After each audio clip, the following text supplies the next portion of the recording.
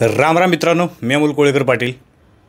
बीडमध्ये सरपंच संतोष देशमुखांची हत्या झाली आणि ही हत्या इतकी क्रूर निर्दयी हत्या झालेली हे फक्त आता बोलण्यापुरतं आणि थेरिकल राहिलेलं नाही आहे. तर या सगळ्या घटनेचा एक व्हिडिओ जो या राक्षसी वृत्ती असलेल्या ह्या सगळ्या आरोपींनी बनवला होता, म्हणजे ज्यावेळेला संतोष देशमुखांना मारताना ह्यांनी व्हिडिओ बनवलेला हा पोलिसांनी रिकवर केलेला आहे आणि आता हा व्हिडिओ पोलीस आणि CIDच्या ताब्यात आहे. आणि ह्या व्हिडिओमध्ये बघून इतकं वाईट आणि इतकी आग म्हणजे तळपायाची आग मस्तकाला जाते ना. खरं सांगतो, त्याच्यावरती व्हिडिओमध्ये कशा प्रकारची घटना घडलेली आहे ह्याचा उल्लेख आपण एका व्हिडिओमध्ये केलेला आहे ह्याच्या अगोदरच्या. तो व्हिडिओ तुम्ही नसला बघितला तर नक्की जाऊन बघा. अक्षरशः जीव जात नव्हता संतोष देशमुखांचा, म्हणून ह्या राक्षसांनी त्यांच्या छाताडावरती उड्या मारलेल्या आहेत. सांगितलं मी, पूर्ण वर्णन केलेलं आहे त्या व्हिडिओमधले सगळे घटनाक्रम तुम्हाला सांगितलं त्या व्हिडिओमध्ये, नक्की जाऊन बघा. या व्हिडिओमध्ये आपण एक धक्कादायक आरोप घेऊन आलेलो आहे आणि हा आरोप डायरेक्ट धनंजय मुंडे यांच्यावरती आहे. कोणी केला आरोप? ह्या महिला कोण आहेत ज्या फोटोमध्ये दिसत आहेत आणि यांचा आरोप काय आणि नक्की कोणाकोणावरती आरोप आहे. याच्यामध्ये पंकजा मुंडेंचं पण नाव आलेलं आहे आणि हा विषय काय आपण समजून घेऊया.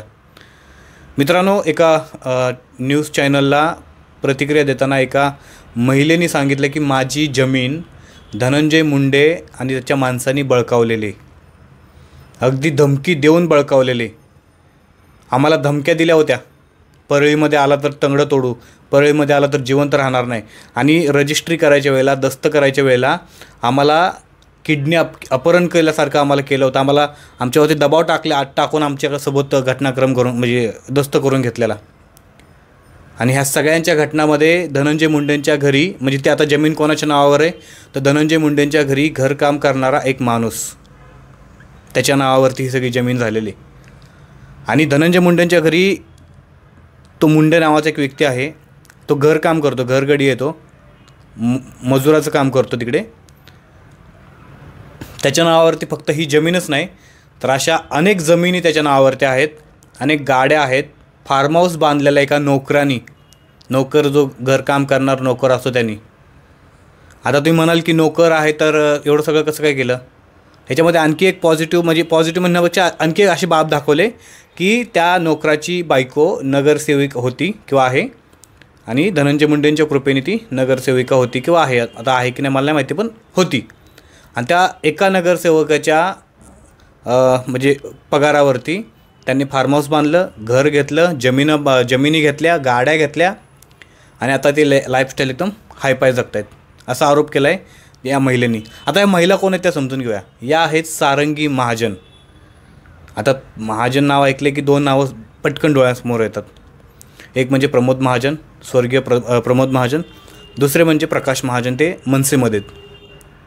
आणखी एक आहेत प्रवीण महाजन, जे आत्ताच्या तरुण पिढीला फार माहिती नाही आहेत, परंतु प्रमोद महाजन यांच्यावरती जो गोळीबार केला ते प्रवीण महाजन.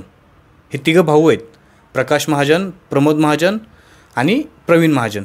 यातले प्रवीण महाजन यांनी प्रमोद महाजन यांच्यावरती गोळ्या झाडल्या आणि त्याच्यानंतर त्यांना जेल झाली. ठीक आहे.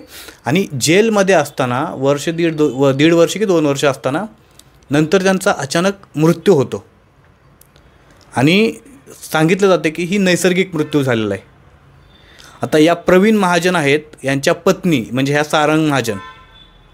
आता यांचं फॅमिली रिलेशन आहे, पूर्ण फॅमिली ट्री यांचं आणि मुंडे फॅमिलीचं कसं कनेक्शन आहे, मुंडे फॅमिलीसोबत यांचा वाद काय आहे, विवाद काय आहे, आणि महाजन फॅमिलीसोबत वाद काय, हा पण एक वैयक्तिक विषयावरती बोलूयात. त्याचा सगळा व्हिडिओ बनवू आपण. आणि प्रमोद महाजन यांना कोणी मारलं, कसं मारलं आणि का मारलं ह्याच्यावरती एक जर तुम्हाला हवा असेल तर आपण तो नक्की व्हिडिओ बनवूया. फक्त काही दिवस जाऊ द्या, कारण या गोष्टीमध्ये डायव्हर्ट नको व्हायला. आपण जाणीवपूर्वक संतोष देशमुखांना न्याय देण्यासाठी प्रयत्न करतो, ती गोष्ट डायव्हर्ट नको व्हायला. म्हणून काही दिवसांनी आपण नक्की त्याच्यावरती व्हिडिओ बनवूया की प्रमोद महाजन यांचा मृत्यू कसा झाला होता किंवा त्यांना कोणी मारलं. ठीक आहे मित्रांनो, या सारंगी महाजन आहेत, यांनी अतिशय गंभीर आरोप केलेले आहेत.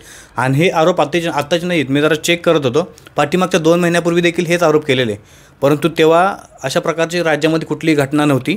आणि त्यावेळेला मला वाटते नुकतंच राज्यामध्ये BJPचं गव्हर्नमेंट आलेलं फुल मेजॉरिटीनी, आणि त्यावेळेला नुकतंच त्यांनी आरोप केलेले. याच्यामध्ये पंकजा मुंडे यांचं देखील नाव आहे, धनंजय मुंडे यांचं देखील नाव आहे.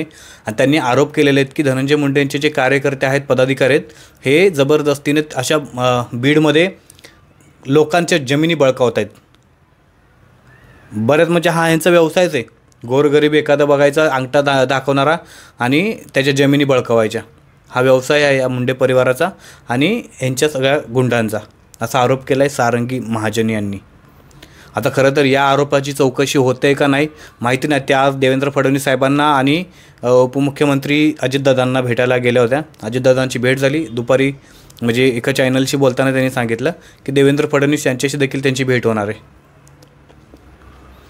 आता प्रवीण महाजन आणि प्रमोद महाजन ह्यांचं रिलेशन वेगळं आपण नंतर मी सांगितलं तसं वेगळं बोलू. परंतु धनंजय मुंडेंवरती जे काही आरोप केलेले आहेत, आता याच्यामध्ये सारंगी महाजन यांनी जे आरोप केलेले आहेत धनंजय मुंडे यांच्यावरती, हे आरोप कितपत योग्य आहेत काय आहेत ते तपासाचा भाग आहे. पण तुम्हाला काय वाटतं, जर बीडमधून आपला हा कोणी व्हिडिओ बघत असेल किंवा बीडमध्ये तुमचा एखादा मित्र असेल तर त्यांना हा व्हिडिओ शेअर करा. आणि तुम्हाला काय वाटतं की बीडमध्ये जे बाकीचे बरेच लोक असे आरोप करत आहेत मुंडे फॅमिलीवरती आणि त्यांच्या पूर्ण कार्यकर्त्यांवरती, समर्थकांवरती, हे आरोप कितपत योग्य आहेत आणि कितपत खरे आहेत, कमेंट करून तुम्ही नक्की सांगा. जय शिवराय, जय मल्हार.